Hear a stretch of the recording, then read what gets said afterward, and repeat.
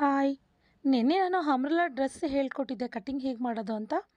ಇವತ್ತು ನಾನು umbrella ಮಿಡಿನ cut ಮಾಡೋದು ಹೇಳ್ಕೊಡ್ತಾ ಇದ್ದೀನಿ.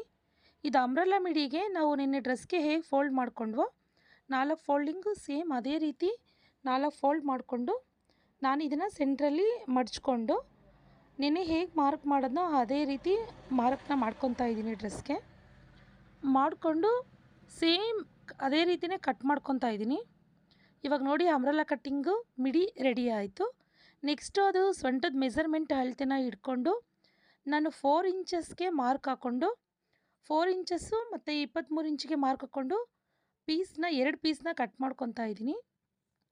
ನೆಕ್ಸ್ಟ್ ಇವಾಗ ನಿನ್ನೆ ಹೇಗೆ ಡ್ರೆಸ್ಗೆ ಮೇಲ್ಗಡೆ ಬ್ಲೌಸ್ ಕಟ್ ಮಾಡಿಕೊಂಡು ಅದೇ ಥರ ಕೂಡ ಕಟ್ಟಿಂಗು ಸೇಮ್ ಒಂದೇ ಥರ ಇರುತ್ತೆ.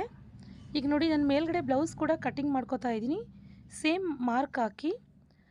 ಅಂಬ್ರೆಲಾ ಮಿಡಿಗೆ ಮತ್ತು ಅಂಬ್ರೆಲಾ ಡ್ರೆಸ್ಗೆ ಏನು ವ್ಯತ್ಯಾಸ ಅಂತಂದರೆ, ಅಂಬ್ರೆಲಾ ಮಿಡಿಗೆ ನಾವು ಬ್ಲೌಸು ಮತ್ತು ಮಿಡಿನ ಸಪ್ರೇಟ್ ಮಾಡ್ತೀವಿ, ಡ್ರೆಸ್ನ ನಾವು ಎರಡನ್ನೂ ಅಟ್ಯಾಚ್ ಮಾಡ್ತೀವಿ. ಇವಾಗ ನೋಡಿ ಅಂಬ್ರೆಲಾ ಮಿಡಿ ರೆಡಿ ಆಯಿತು. ರೆಡಿ ಆದಮೇಲೆ ಈಗ ನಾವು ಬ್ಲೌಸ್ ಕೂಡ ರೆಡಿ ಆಯಿತು. ನೋಡ್ತಾ ಇದ್ದೀರಲ್ಲ ಎಷ್ಟು ಚೆನ್ನಾಗಿ ಬಂತು ಅಂತ ಹೇಳಿ. ಇವಾಗ ನಾವು ಅದಕ್ಕೆ ಒಂದು ಚಿಕ್ಕ ಪುಟ್ಟದ ವೇಸ್ಟ್ ಎಲ್ಲ ಹಾಕಿ ಒಂದು ವೇಲ್ ಕೂಡ ರೆಡಿ ಮಾಡಿದ್ದೀವಿ. ಅದಕ್ಕೆ ಒಂದು ಫ್ಲವರ್ಸ್ ಕೂಡ ಹಾಕಿದ್ದೀವಿ. ನೋಡಿ ಅದು ವೇಸ್ಟ್ ಪೀಸಲ್ಲಿ ಜಾಯಿಂಟ್ ಮಾಡಿ ಆ ವೇಲ್ನ ಮಾಡಿರೋದು. ನೋಡಿ ಎಷ್ಟು ಲುಕ್ಕಾಗಿದೆ ಅಂತ ಹೇಳಿಬಿಟ್ಟು. ಬೇಕು ಅಂದರೆ ಬ್ಲೌಸು ಮತ್ತು ಮಿಡಿನೇ ಹಾಕ್ಕೋಬೋದು, ಇಲ್ಲಾಂದರೆ ಅದಕ್ಕೆ ವೇಲು ಕೂಡ ಹಾಕ್ಕೋಬೋದು.